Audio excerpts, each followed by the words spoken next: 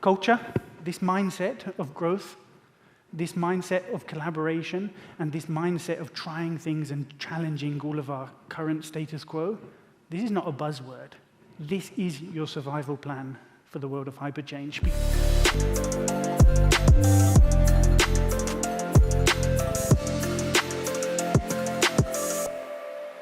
I'm going to talk to you about something really close to my heart today. And of course, it is a topic that's on everyone's mind, and it is artificial intelligence. And it's artificial intelligence in human resources. I think now is our chance to shine, guys, okay? Our chance is to shine, and it is now. So let's make the best use of that. So I have a question for you. Does anyone wake up in the mornings, and you have to put your hands up if you agree with me, and think, my God, the world is spinning faster than ever before? Okay, so most of you, physically it's spinning exactly the same, okay? But yes, it feels like things are moving faster than ever before, and it's because we're living in this fourth industrial revolution, right? You know, previous industrial revolutions were one technology at a time. Well, this one is multiple technologies at a time. It's artificial intelligence, it's 5G connectivity, it's the Internet of Things. It's all these things happening at the same time, which means the pace of change is going exponential. So you know that, you feel it, you embrace it. And, you know, it's actually making us more digital. People are online more than ever before. It's giving us societal pressures because customer expectations are going through the roof. I used to work in finance industry, and it used to take our bank 5 to 7 working days to send a debit card to a customer. Amazon brings my groceries in 2 hours. That's the level. The bar just goes, boom, really high, and we have to keep up with that. And we're now entering into this world of Web3. So we're entering into a world where the virtual world and the physical world are connected, are merging together. And you know that because you all go to the office and you all do calls on Teams, calls on Zoom. That is the world that we live in. So whether we like it or not, the world keeps spinning. Now, who remembers this website from 1997? Yeah, eBay. Okay, really great at the time. Well, that's no longer great. This is actually, if you present your website like this, you're dead. Actually, if you present a website at all, you're probably dead. We are mobile first. And in China, you can see here real images, but they have walking pathways where people can walk on their mobile phones so they don't walk into someone else and cars don't run them over. We are digital as a world. And that's interesting. And, you know, like I say, I blink my eyes sometimes, I open it, and things have changed. Technology has changed. And the latest technology, the latest fad, is artificial intelligence. It is changing things. And actually, AI is moving so fast now that it's the worst it will ever be today. And we need to realize that. We need to not design for today. We need to design for the future, because things are moving so fast. And it is complex, and it is difficult, and it is a world of hyperchange, and there's only one solution, and the solution is your company culture, your work culture. That is the antidote to all this hyperchange. And you know that an antidote is a tablet that you take, and an antidote gets to the root of the problem. Now, what is the root of the problem? Well, the root of your company is the culture. Your work culture is how people act, think, feel, what they do day in, day out, how they behave, how they respond to things. So this is what we need to work on if we want to be successful in this world of AI. And I don't know if any of you have one of these cans in your house, WD-40. Yeah. Now, Gary is a good friend of mine. He was the chairman and CEO of WD-40 company. And he told me one day, I was on the phone with him, he said something that lives with me forever. He said, Dan, listen, you can have a really, really great world-class strategy, and you can know what to do. But if you have a low will of the people, you're going to have poor execution. You can have a medium strategy and a high will of the people, and you're going to have great execution. And he said, that's your culture, and that's why I spend most of my time focused on company culture and not the strategy. And that's the mentality I want to put you into. That's why I say culture is king. Now, I'm really lucky and fortunate because I've studied over 200 companies in the last 3 years, and I've figured out what makes a company successful when it comes to work culture and technology. And I'm going to share with you 3 key principles today. Now, the first is growth mindset and is about failing well and failing intelligently. And actually, when I look at AI, I have this model of 5 Ps that I call. And I say AI impacts HR in these 5 ways. You can use AI for enhancing your processes. So making yourself a little bit better, reducing the amount of human interaction, improving the automation. You can also use AI for personalization and employee experience. So how can you give customers, who are your employees, a more personal experience, a more tailored experience? You can definitely use AI for that. You can also use AI for predictive insight and decision-making. It's great at trying to predict the future based upon data, as we just saw. So they're the first 3 Ps. And then the second 2 Ps are policy and governance. So you need in HR to have really good, strong ethics when it comes to HR using AI. And how do you use that? How do you communicate that with your employees? And you need to focus on your people and culture transformation. So you can't become digital if you don't change your way of working. So these are the 5 Ps that I look at AI transformation through that lens. And the first 3, process enhancement, personalization, and predictive insight, obviously mean we have to try new things. Now, to try new things, you need to have a growth mindset, which was a concept that Carol Dweck made famous from the United States. And she basically said there are 2 types of people and 2 types of companies, those who have a growth mindset and those who have a fixed mindset. Those who have a fixed mindset don't want to change, they don't want to try new things, they don't want to experiment, they fear failure, and they spend most of their times just at work protecting their backs and pointing the fingers at other people. You all know people like that, right? Hopefully you don't work in companies like that, because you can see if you have that fixed mindset, you're not going to change your processes, you're not going to become more personal, you're not going to take those risks. But you need the growth mindset. The growth mindset is the opposite. So companies that want to take risks, want to try new things, want to experiment and explore, and that's the purpose of growth mindset. And if you have that mental capacity and that cultural muscle, you'll be able to personalize experiences, you'll be able to improve your processes, you'll be able to enhance things in your company. Because at the end of the day, AI, no one has the answers. We're all learning, we're all experimenting, if we're brave enough. Now, of course, the best and most famous case of a company doing a massive transformation on this is Microsoft. And this is their CEO. And he basically came in and said, listen, I need the company to change from a company of know-it-alls, so people that know everything and look so good and say, I'm the best, to a company that learns it all, a company that collaborates with one another. And interestingly, the old CEO with the know-it-all mindset did a 36% value destruction in the share price. And since the new CEO came and changed the culture, 1,000% increase in the share price. I don't think it's only because of growth mindset, but I think it certainly helps. Now, my first question to you is, are you actually in your company encouraging growth, encouraging people to experience and experiment with AI, or are you punishing failure? When someone makes a mistake, do you say you're fired, go and update your LinkedIn? Or do you say, well done, let's learn and try new things? So that's number 1, growth mindset. Number 2 is embracing technology in partnership. This is something I believe in fundamentally. You really need to think of AI as your partner, as your co-conspirator, as your collaborator. Now, I don't know if anyone knows this guy. If you do, come and see me. If Charles Darwin was alive right now, he'd probably say it's survival of the clickiest. So as we saw, those people who are most digital are going to win.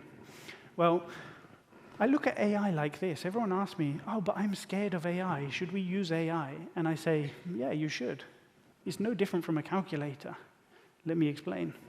So you probably all have done maths tests in your life. You've probably all used a calculator in your life. Now, there's 2 things at play when you use a calculator.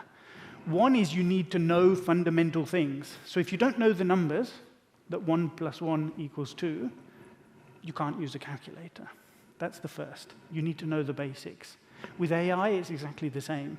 You need to know fundamental things. How does your business make money? Who are your people? Who are your employees? What motivates them? You need to know your content. But the second thing you need to know is the application. You need to know how to use the calculator. You need to know how to use the AI. Now, if I type into a calculator 1 + 1 and it tells me the answer is 3, I have to do something about that. And it's the same with the AI. I need to know what are the problems that I'm trying to solve. I need to be able to articulate them to the AI. I need to then wait for the response and be able to interpret that data and that response. I need to be able to say, okay, I'm going to use some critical thinking here and come up with a solution and drive an action. The machine can't do that for you. So AI is like a calculator, It's there to help you, but you still need to know the fundamental things and how to interpret and use them. So I just want to position that. We're looking at a technology that's a collaborator.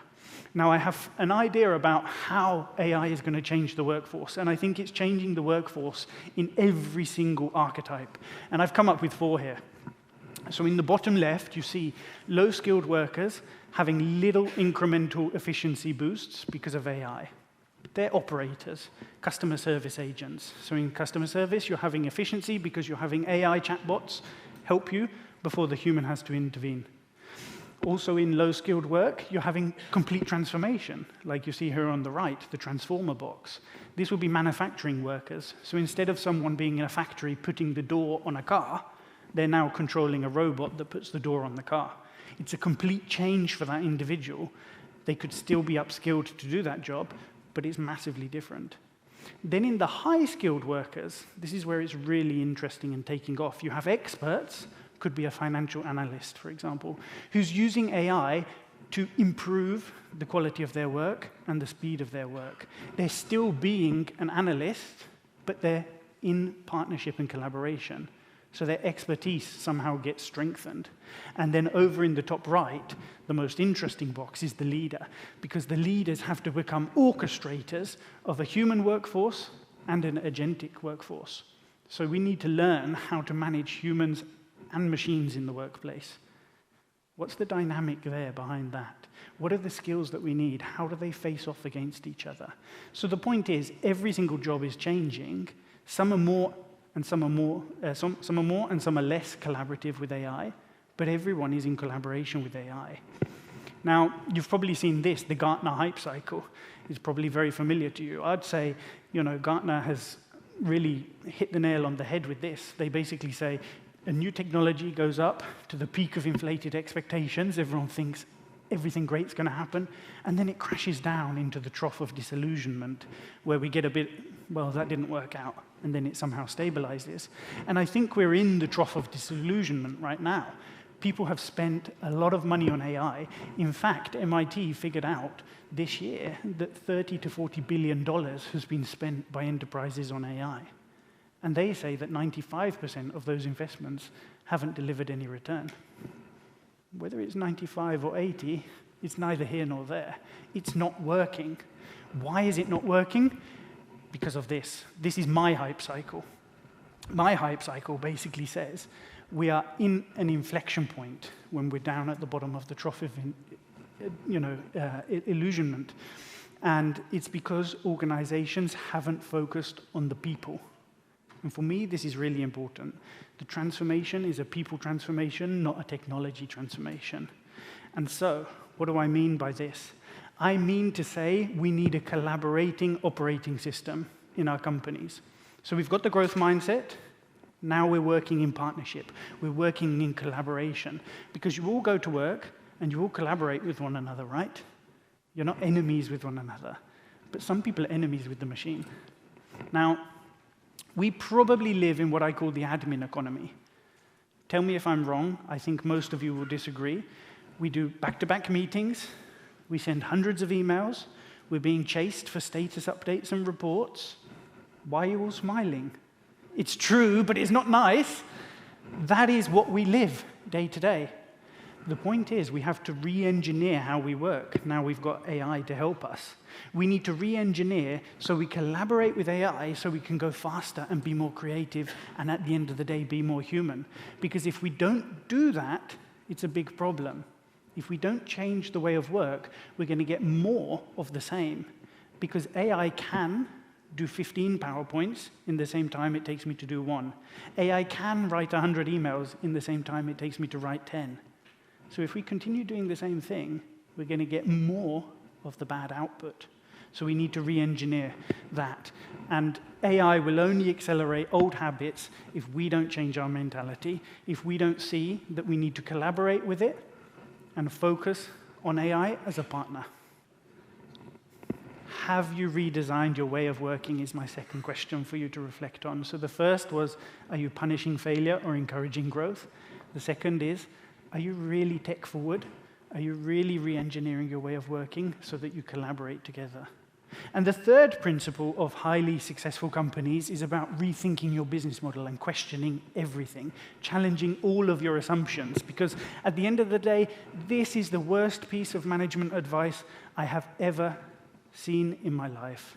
And it used to be really well recognized and received. If it ain't broke, don't fix it. Well, I say something different. If it ain't broke, go and break it.